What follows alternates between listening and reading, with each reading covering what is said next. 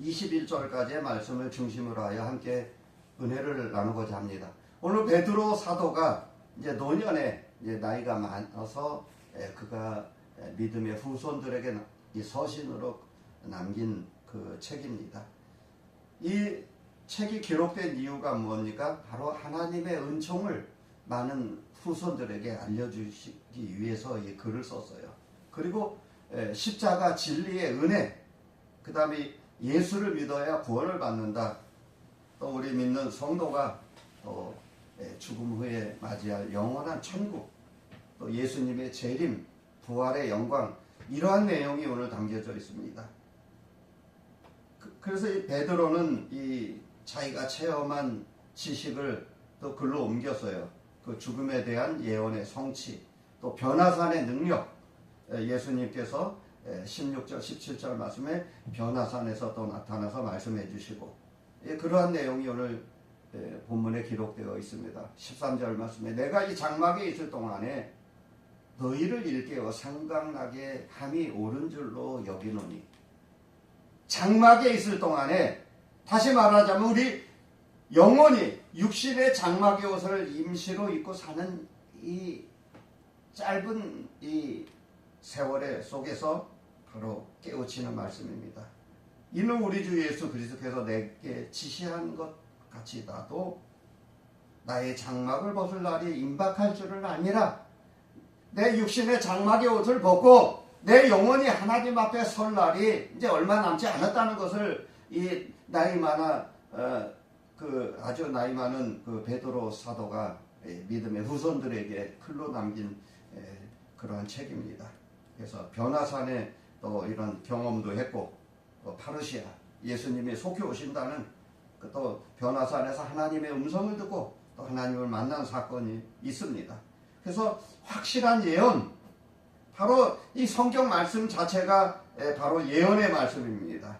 그래서 내가 힘써 너희로 하여금 내가 떠난 후에도 어느 때나 이런 것을 생각나게 하려 하노라. 믿음의 후손들에게 내가 이 세상을 떠나고 천국에 올라갔을 때라도 우리 남겨진 이 세상에 남겨진 믿음의 후손들에게 전해야 될 그러한 약속의 말씀입니다. 우리 주 예수 그리스도의 능력과 강림하실 것을 너희에게 한 것이 교묘히 만든 이야기를 따른 것이 아니요 우리는 그의 크신 위엄을 친히 본 자라. 그때만 해도 거짓된 이단 사상들이 많았어요. 교묘하게 만든, 사람을 속이려고 교묘하게 만든 그런 거짓된 사상, 그런 이야기가 아니라 우리는 친히 하나님의 위엄을 봤다고 했어요. 하나님의 위엄을. 그래서 친히 하나님의 위엄을 본 자라, 이렇게 말씀해 주고 있습니다. 지극히 큰 영광 중에서 이러한 소리가 그에게 나기를, 이는 내 사랑하는 아들이요 내 기뻐하는 자라 하실 때 그가 하나님 아버지께 존귀와 영광을 받으셨느니라, 이렇게 말씀해 주고 있어요. 그래서 우리가 성경 말씀을 우리가 잘 믿어야 되는 이유가 바로 여기에 나와 있습니다. 성경 말씀을 잘 믿어야 되는 이유가 바로 19절에 샛별과 같은 말씀이래요. 하나님의 말씀이 샛별과 같은 말씀. 또 우리에게 더 확실한 예언이 있어 어두운 데를 비추는 등불과 같으니 날이 새어 샛별이 너희 마음에 떠오르기까지 너희가 이것을 주의하는 것이 옳으니라.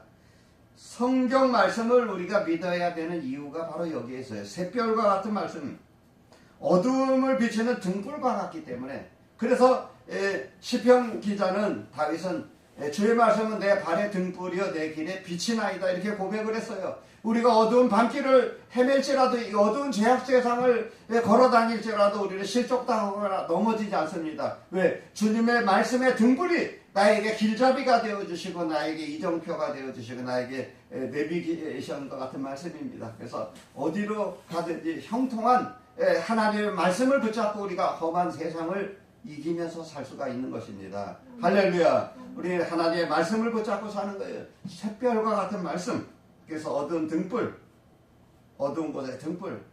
그래서 오늘 본문 말씀에 마음에 떠오르는 새벽별이래요. 마음에 떠오르는.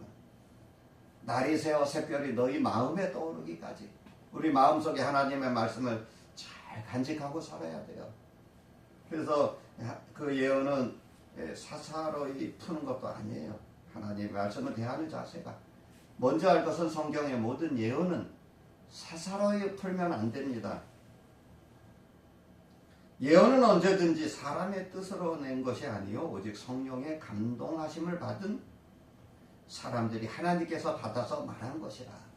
성령의 감동으로 쓰여진 책입니다. 인간의 생각 또 사사로이 그걸 사적인 감정으로 해석을 하면 안 돼요. 그래서 가장 중요한 것은 성경은 그 시대에 그 시절에 하나님께서 말씀하신 것이 오늘날 우리 믿는 성도들에게 그대로 적용이 됩니다. 하나님의 말씀은 어제나 오늘이나 영원토록 동일하신 말씀이에요. 알파와 오메가 되시는 말씀. 그래서 우리가 원문 해석을 해서 그때 그 시절에 하신 그 말씀을 우리가 그대로 믿고 우리가 따르는 것입니다. 그래서 우리 성경 말씀을 사사로이 성령의 감동으로 그 말씀을 우리가 풀어나가는 거예요. 성령 하나님께서 가르쳐 주시는 대로. 성령 하나님께서 나에게 스승이 되어서 가르쳐 주시고 깨닫게 해주시고 이 험한 세상을 이기며 살게 하는 것입니다. 그래서 성경을 해석하는 방법은 사사로이 풀지 말고 자기의 개인적인 이익을 위해서 막 풀어나가면 안 돼요. 그게 이단이에요. 자기 마음대로 성경을 막 마음대로 해석하고 하나님 앞에 큰 범죄를 하는 거예요. 그래서 우리 성령의 감동으로 하나님의 말씀을 우리가 원문 해석을 잘해서 우리가 풀어나가야 돼요. 그래서 상당한 그 성경을 깨닫게 하는 그 지식을 누가 주시냐, 지혜를 누가 주시냐, 바로 하나님께서 주시는 거예요. 그래서 하나님께 기도하고 찬송 부르고 그리고 말씀을 우리가 읽어 나가는 거예요. 그래서 그때 그 시대에 기록한 그 저자의 의도를 파악하고 또 기도하면 깨닫게 해주셔요. 베드로 사도가 기록한 베드로서는 어떤 책인가 오늘 본문에 잘 기록되어 있습니다. 그래서 우리가 중요한 건 뭐냐, 그 19절 말씀에 새벽별과 같다 그랬어요. 새벽별과 하나님의 말씀이 새벽별과 같다 그랬어요. 새별 하나님의 말씀이 어두운 데를 비추는 등불과 같다 그랬어요. 그래서 빛과 어둠은 서로 공존하지 않습니다. 우리 믿는 사람은 빛의 자녀입니다. 빛의 자녀들처럼 행해야 됩니다. 교회가 존재하는 목적도 바로 어두운 세상을 비추는 등불과 같은 사명을 감당하는 거예요. 빛의 자녀들처럼 살기 위해서 우리가 예수를 믿는 거예요. 그래서 세상 사람들이 우리를 미워해요. 왜? 정반대니까. 빛은 어두운 곳을 밝히 드러내고 그 어두운 곳에 실체가 다 드러나기 때문에 숨고 도망치고 막 그래요. 그래서 빛의 사명을 감당하는 거예요. 샛별. 그 샛별이 누구냐? 예수님이에요. 예수님. 그 샛별은 어둠의 죄가 사라지고 새날이 밝아오면서 승리하신 예수님의 그 발자취를 우리가 따라가는 거예요. 오늘 본문에 샛별이 떠오르기까지 우리가 주의해야 될 일이 있어요. 그래서 마음속에 깊이 생각하라 그랬어요. 또 사모하라 그랬습니다. 그리고 주의해야 합니다. 그 샛별이 떠오르기까지 우리가 삼가 조심하면서. 그래서 항상 우리는 그 새날, 샛별 이것을 마음속에 간직하고 살아야 돼요. 사람은 누구나 한번 거쳐야 되는 게 있는데 죽음이에요. 그래서 육신의 장막의 옷을 벗고 우리가 영원한 천국을 사모하면서 하는 거예요. 그래서 오늘 베드로 사도가 종말을 맞이해서 우리가 어떻게 살아야 되냐 이것을 잘 기록해 놓은 책입니다. 샛별이 마음에 떠오르기까지 주님을 사모하고 재림을 기다려라 이러한 내용이에요. 역사적인 종말, 그 믿음의 종말을 우리가 어두운 죄악 세상에서 어떻게 살아야 되는지 샛별이 마음에 떠오르기까지 오늘 19절에서 21절의 내용이에요. 그래서 말씀을 등불로 삼고 살아라 이러한 내용입니다.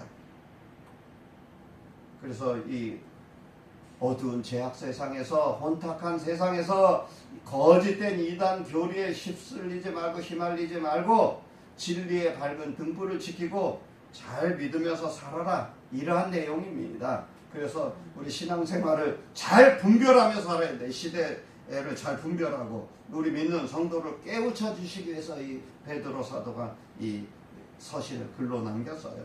그래서 우리는 12절 말씀을 보겠습니다. 그러므로 너희가 이것을 알고 이미 있는 진리에 서 있으나 내가 항상 너희에게 생각나게 하려 하노라.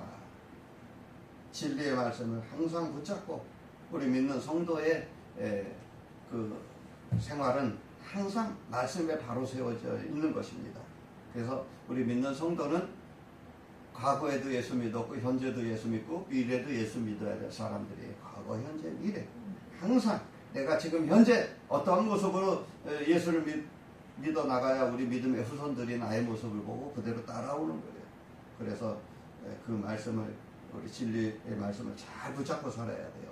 어떻게 우리가 신앙생활을 해야 되냐면 5절에서 11절 말씀에 믿음의 덕을, 덕의 지식을, 지식의 절제를, 절제의 인내를, 인내의 경건을, 경건의 형제의 우애를, 형제의 우애의 사랑을 공급하는 그러한 삶의 열매를 맺으라고 그렇게 말씀해주고 있습니다.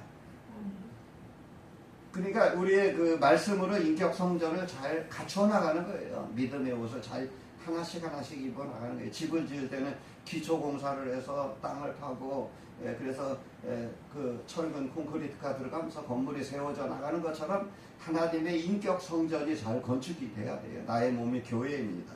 어떻게 건축이 되어야 되냐? 우리가 예수를 믿고 믿음의 덕을 세워나가야 돼요. 덕이 없으면 그거는 믿는 사람이라고 할 수가 없습니다. 그래서 덕을 또 덕의 지식을 또 세워나가래요. 지식이 하나님의 말씀을 아는 지식. 지식 위에다가 뭐가 있어야 되죠? 또 절제도 할 줄 알아야 돼요. 너무 또 막 앞서 나가고 너무 오버하면 안 돼요. 그래서 지식의 절제를 절제에 또 인내를 또 오래 참고 기다리는 거예요. 우리 믿음의 그 믿음이 약한 성도들이 하나님을 믿고 거듭나기까지 또 하나님을 체험하고 신앙이 성장할 때까지 기다려주는 거예요. 참고. 그래서 지식의 절제의 인내를, 또 인내의 경건을, 이렇게 순서적으로 이렇게 집을 지어 나가는 거예요. 경건의 형제의 우애를, 형제의 우애에 사랑을 더하라. 사랑이 최고예요. 사랑. 그래서 이렇게 우리가 아름다운 신앙의 인격 성전을 잘 갖춰 나가는 것입니다. 그래서 우리가 내 이웃을 내 몸과 같이 사랑하라는 예수님의 말씀을 붙잡고 이웃을 사랑하고 하나님을 사랑하고 그렇게 우리가 믿음 생활을 하는 거예요. 그래서 항상 우리는 반복적으로 지속적으로 우리가 이 말씀을, 진리의 말씀을 잘 붙잡고 살아야 됩니다. 그 하나님의 말씀을 잘 붙잡고 살아야 돼요.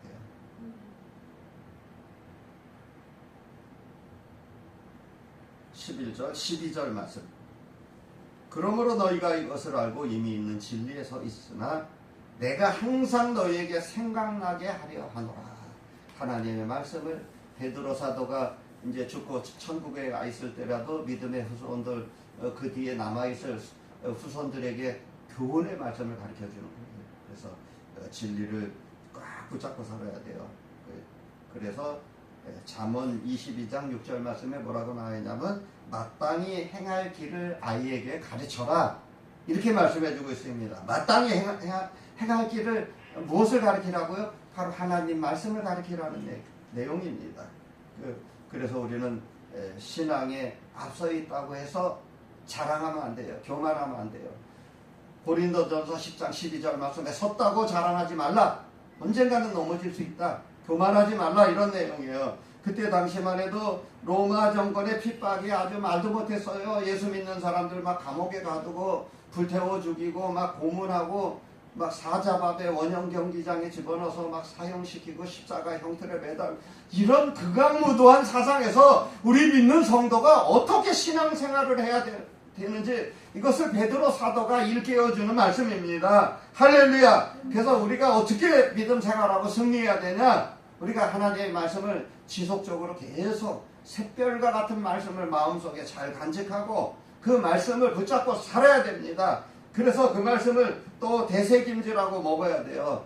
식물이 자라려면 매일같이 물을 줘야 하는 것처럼, 우리 사람이 건강해지고 자라려면 매일같이 밥을 먹는 것처럼 우리가 매일매일 하나님의 말씀, 영혼의 양식을 먹어야 우리의 신앙이 성장하는 거예요. 매일매일.